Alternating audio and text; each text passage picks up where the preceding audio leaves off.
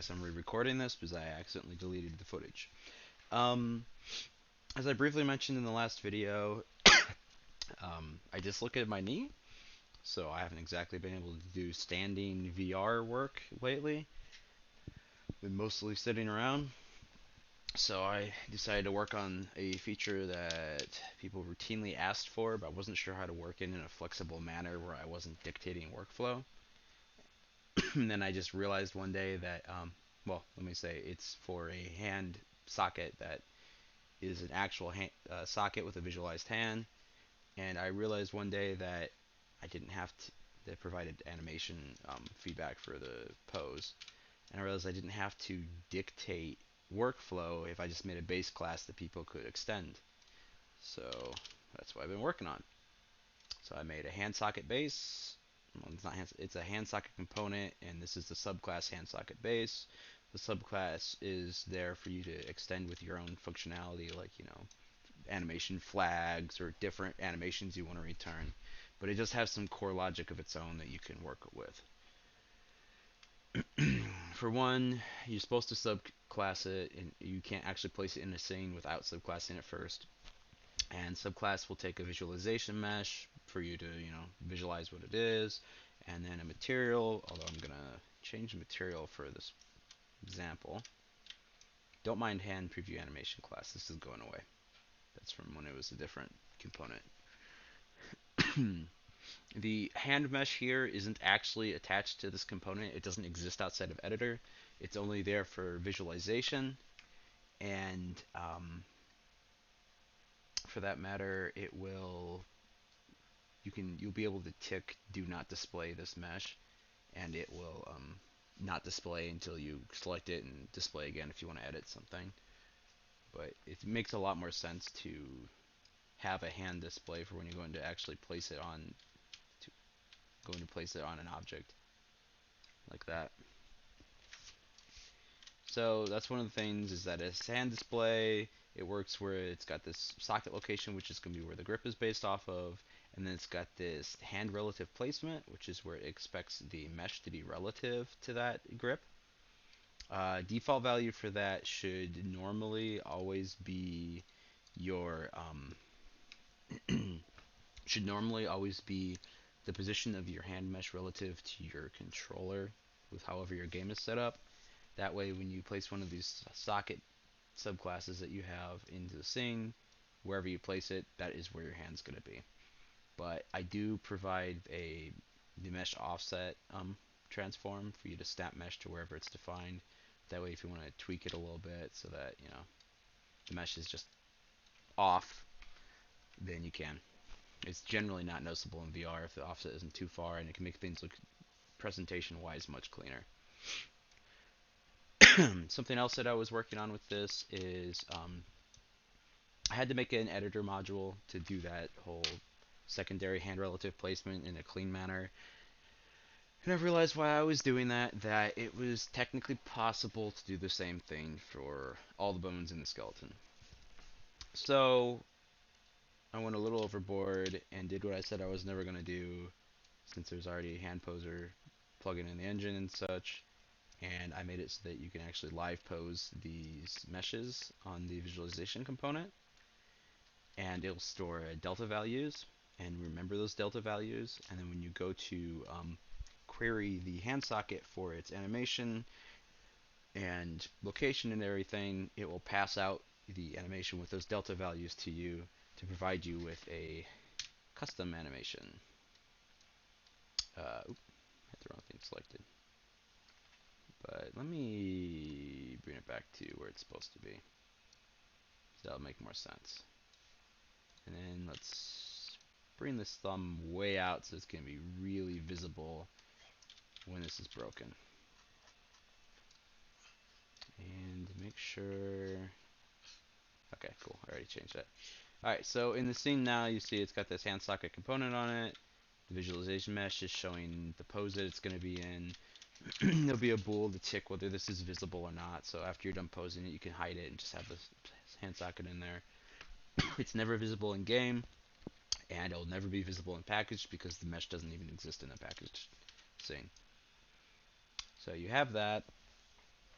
And let's say you were to go into the scene and you were to walk up to that object and grip it within the socket range. It now has that custom animation and placement from that socket, and it'll use that.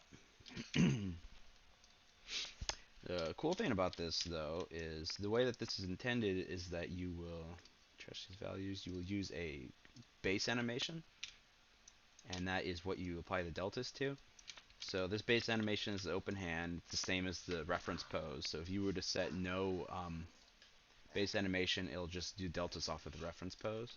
But let's say you use a base animation like this, and you apply your deltas to and you apply your deltas to it like that.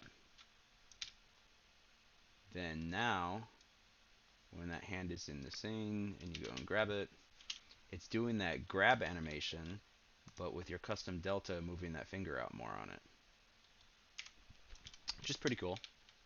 That gives you the ability to use animations that you have and specifically modify them per object if you need a little tweak or something, but you can still reuse the same asset. Something that's possibly even cooler is, let's say that you don't have animations, or you know you're going to be reusing an animation over and over, or you know you're going to be placing a hand around an object, you don't want to store all those deltas over and over. Then you can save it, and I added it to where you can bake out the current pose to a new animation asset, and it will then create a animation asset, apply it to here, and now those deltas are gone, and it's using the new animation asset that I just created instead for the pose on the object. So this is the new animation in editor.